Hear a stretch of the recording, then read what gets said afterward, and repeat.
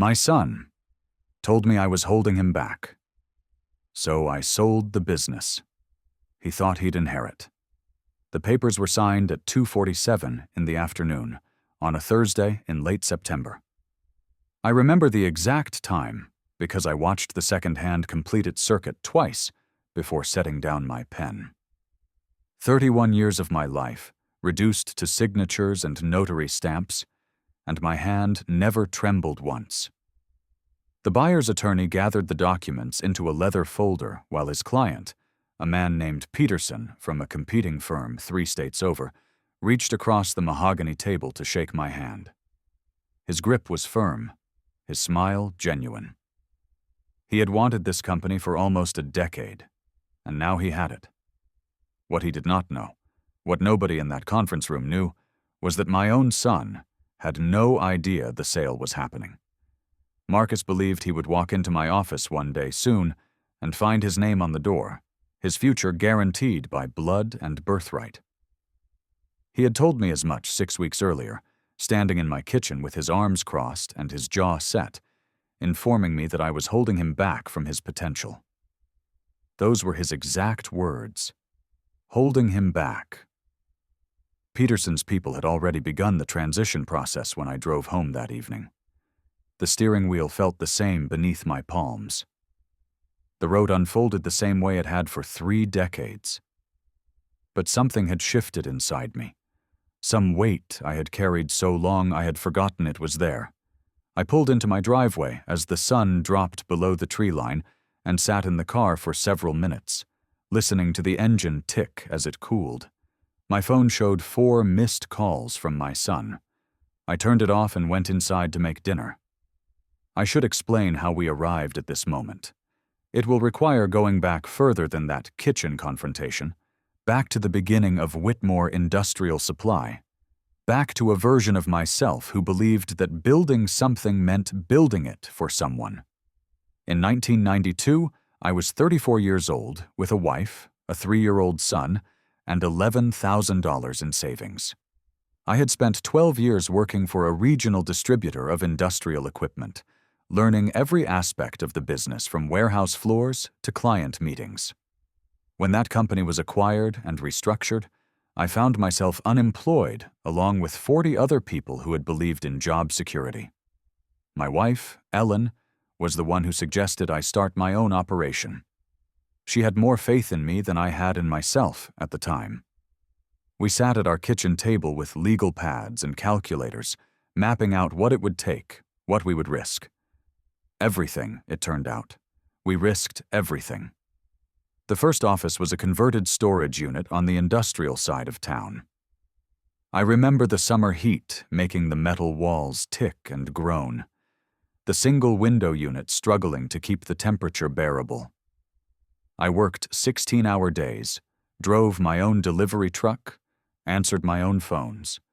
Ellen handled the books in the evenings after putting Marcus to bed. We did not take a vacation for 7 years. We did not buy new furniture.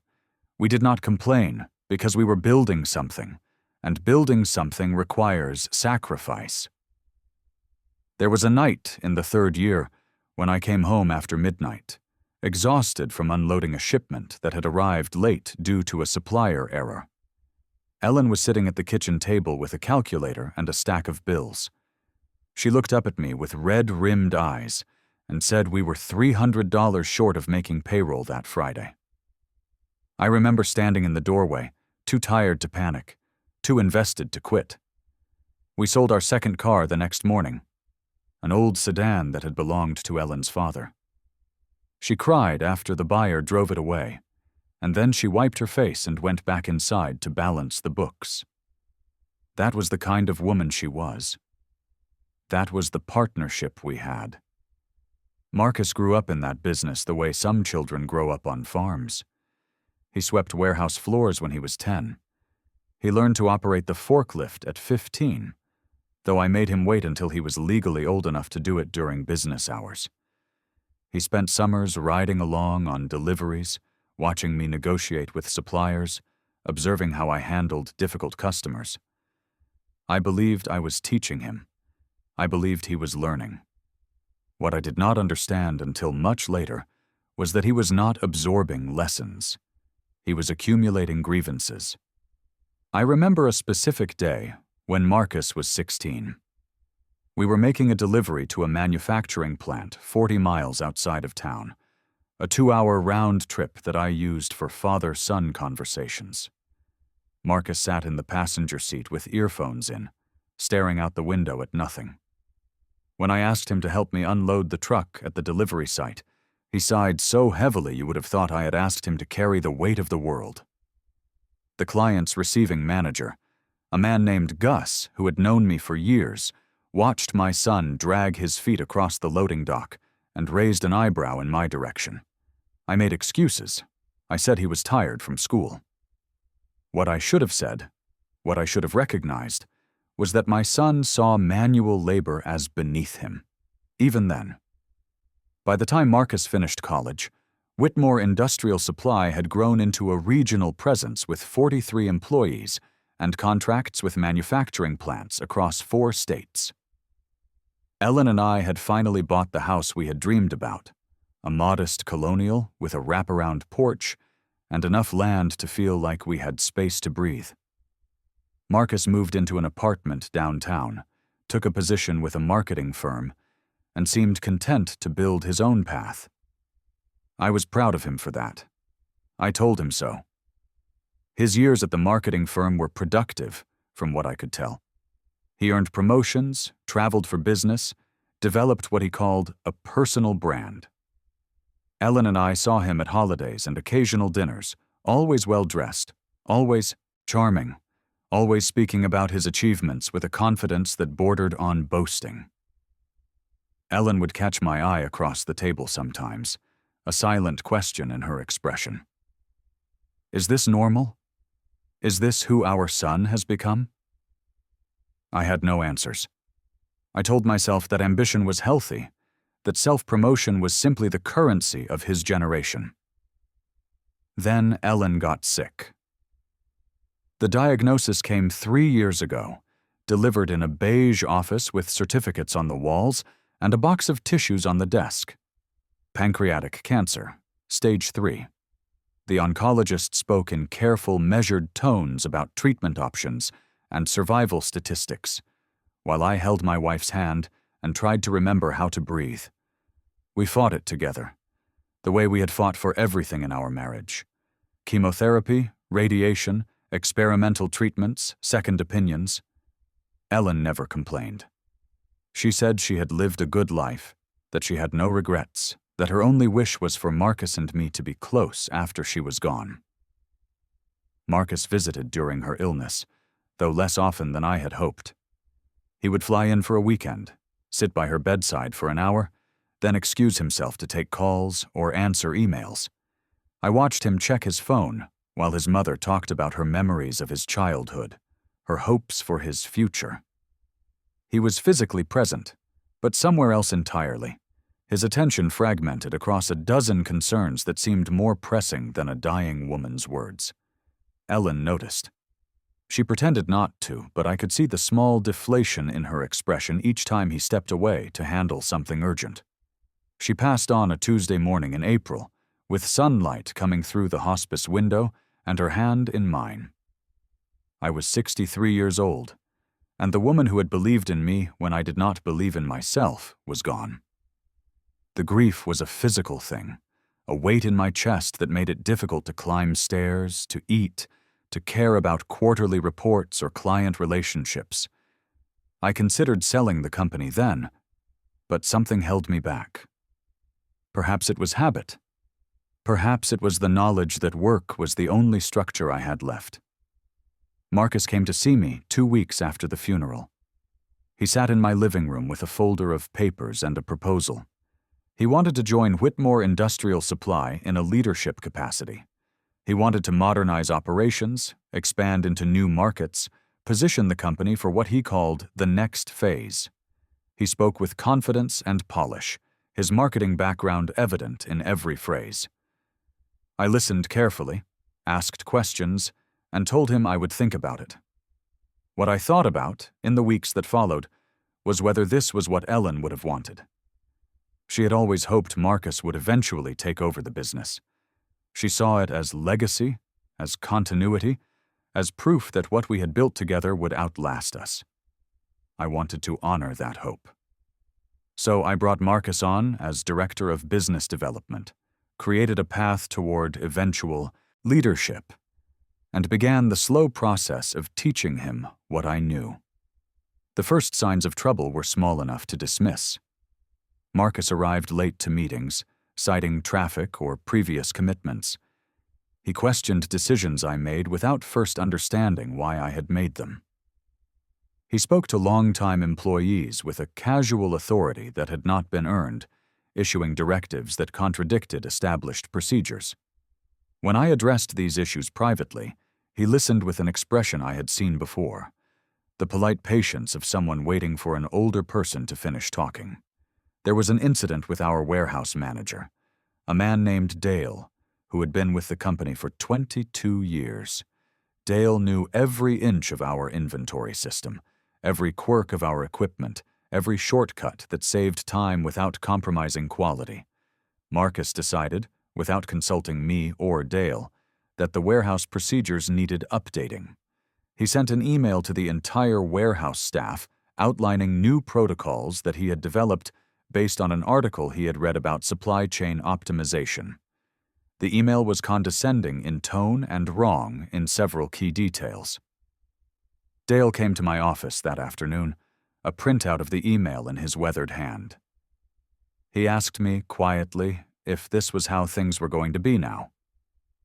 I told him no. I told him I would handle it.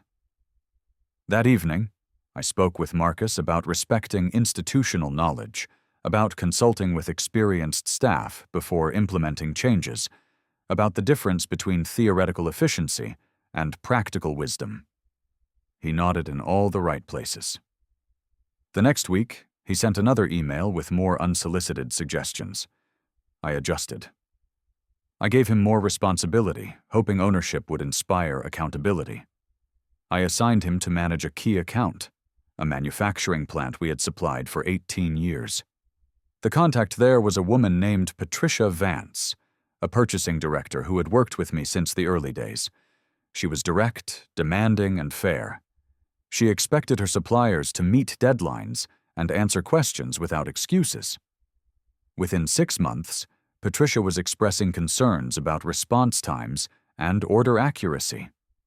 I discovered that Marcus had delegated most of the actual work to junior staff, while he focused on what he called strategic initiatives, which seemed to involve lengthy lunches and conference attendance.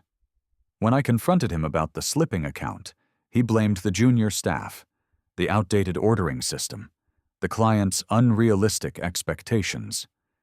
He blamed everyone except himself. I called Patricia personally to apologize. She told me, in the blunt way she had, that my son treated her like an obstacle to be managed rather than a partner to be valued. She said she was considering other suppliers.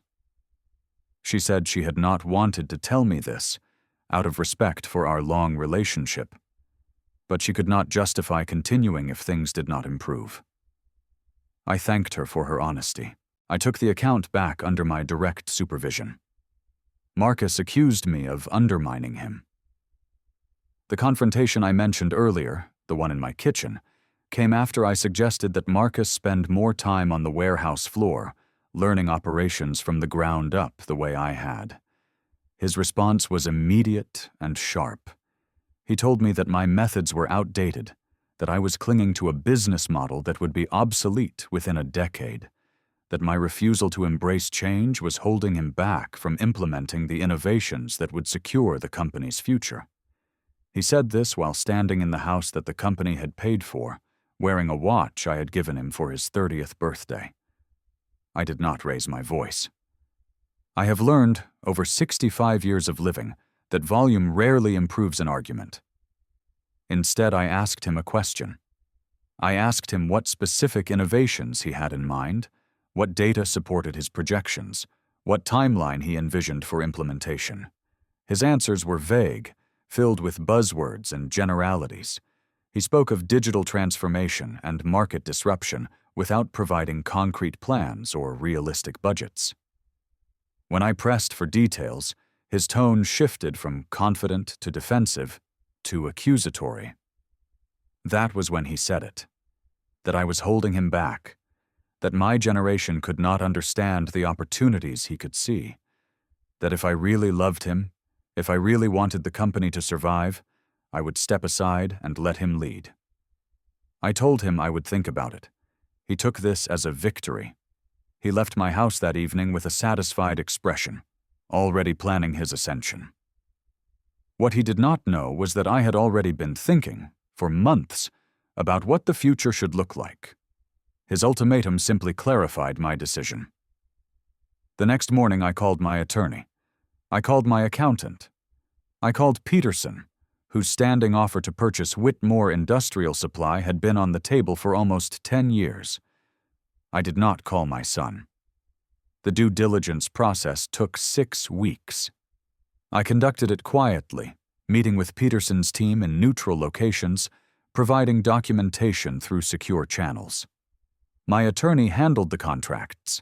My accountant managed the financial disclosures. The employees who needed to know were bound by confidentiality agreements and the promise of job security under new ownership.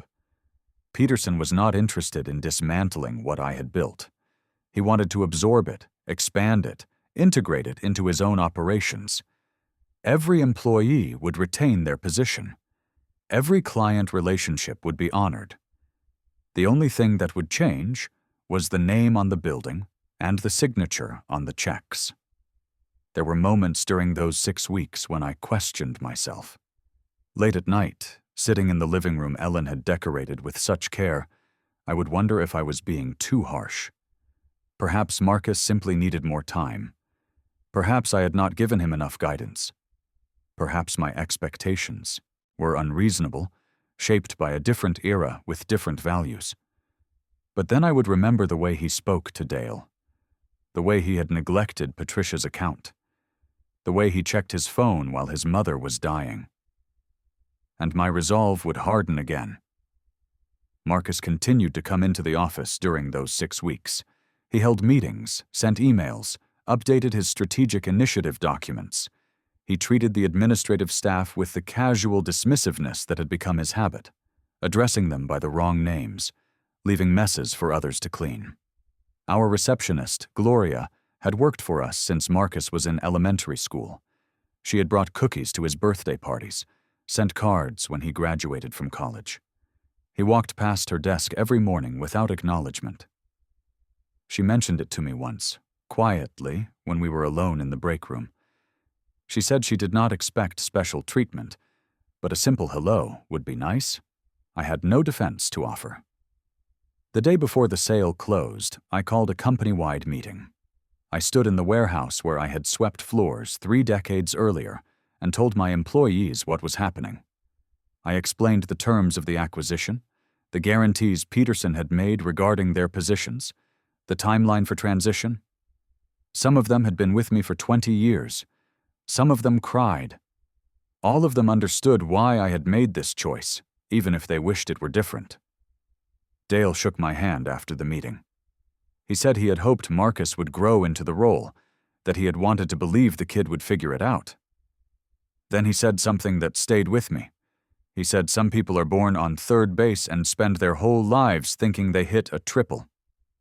I nodded. There was nothing to add. Marcus was not at that meeting. He had taken the day off to attend a conference in the city. Something about emerging business trends. His absence was fitting, somehow. He had never really been present in the ways that mattered.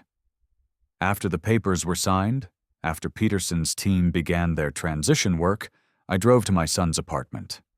He lived in a renovated loft downtown, the kind of space that looks impressive in photographs and costs more than a family home in the suburbs. I had helped him with the down payment, telling myself it was an investment in his future. I climbed the stairs to his unit and knocked on the door.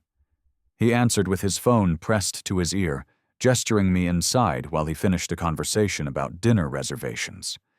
His apartment was cluttered with the evidence of a life lived on surfaces rather than depths. Expensive sneakers by the door, a guitar he did not know how to play leaning against the wall, framed motivational posters with slogans about success and disruption. He ended his call and turned to face me with an expression of mild curiosity. I told him about the sale. I told him calmly, clearly, the way I would deliver any business news. I explained the terms, the timeline, what it would mean for his position.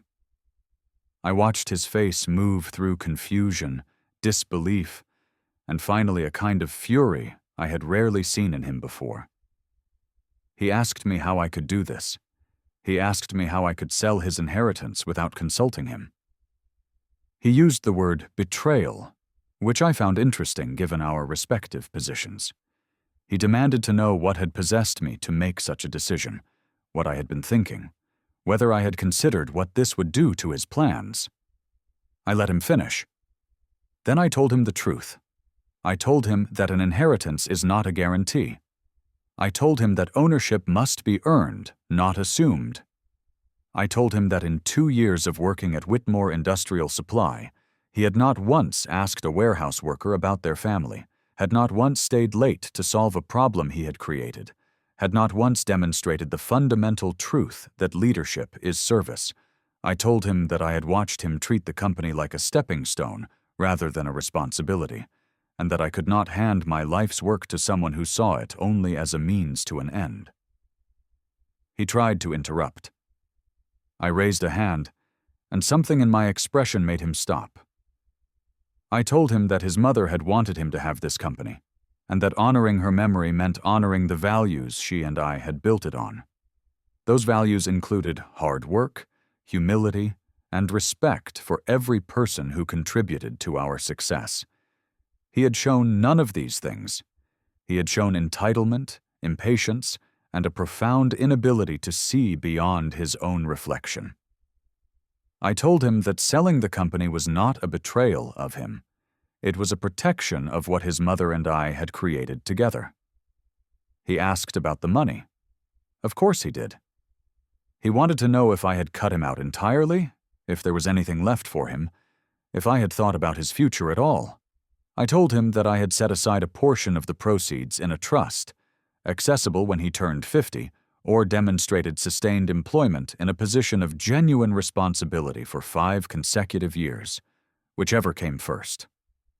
I told him that this was more generous than he deserved, and that I hoped he would use the intervening time to become the man his mother believed he could be. He called me names then. He said things about my age, my judgment, my relevance. He accused me of jealousy, of resentment, of wanting to punish him for being young and ambitious. His words bounced off me like stones off water. I had made my peace with this moment long before I entered his apartment. When he ran out of accusations, he demanded to know what he was supposed to do now.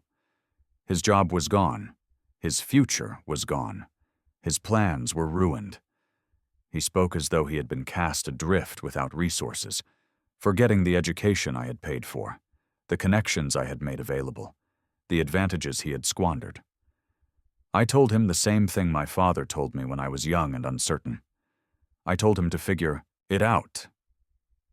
I told him that struggle builds character, that adversity reveals capability, that the best thing I could give him was the opportunity to discover what he was actually made of.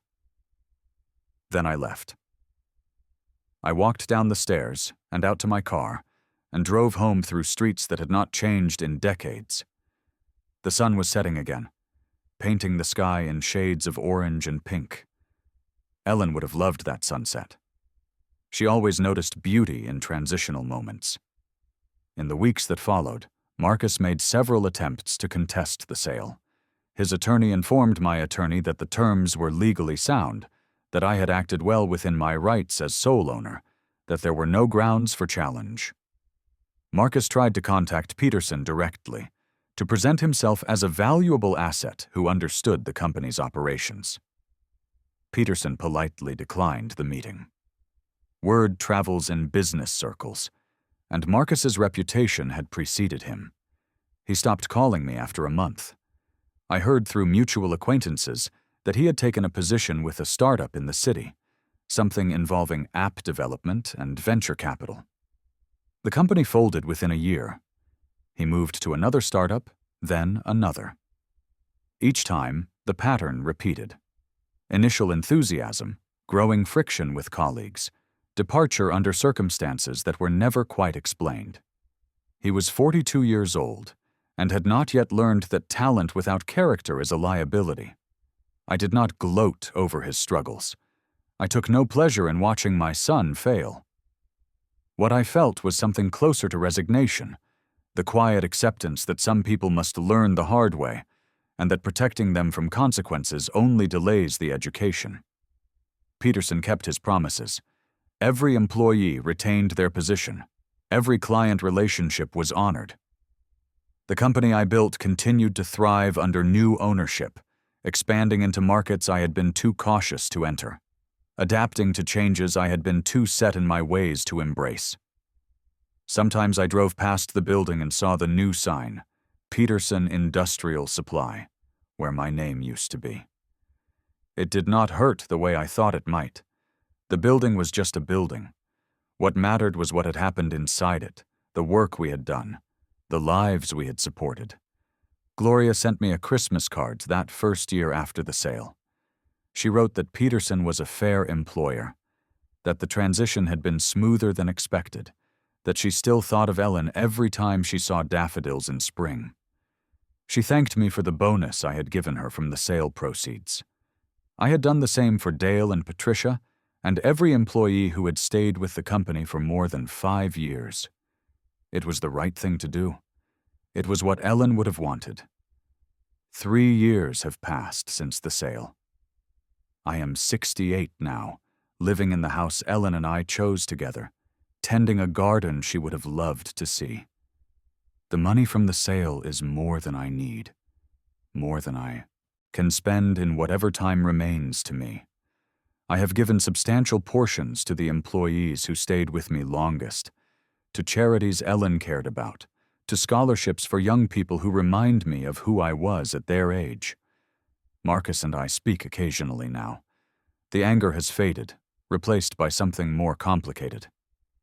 He called me last month to tell me he had taken a job at a manufacturing plant, entry-level management, the kind of position he would have scorned 5 years ago. He asked if I had any advice. I told him to learn the names of everyone who worked under him, to arrive early and leave late, to admit when he did not know something and ask for help. He listened without interrupting. When the call ended, he thanked me. It was the first time he had thanked me for anything in years. I do not know if my son will ever become the man his mother hoped he would be. I do not know if he will earn access to the trust before he turns 50, if he will sustain employment long enough to prove that the lessons finally took. What I know is that I gave him something more valuable than a company. I gave him the chance to discover who he is when the safety net is gone. Some nights, sitting on the porch Ellen loved, I think about the choices I made and whether I would make them differently. I think about my son standing in my kitchen, telling me I was holding him back. He was wrong about the holding, but he was right that something needed to give. What I held was not my son. What I held was a standard, a set of values, a belief that earning something matters more than receiving it. I held that standard until the weight of it clarified everything, and then I let go.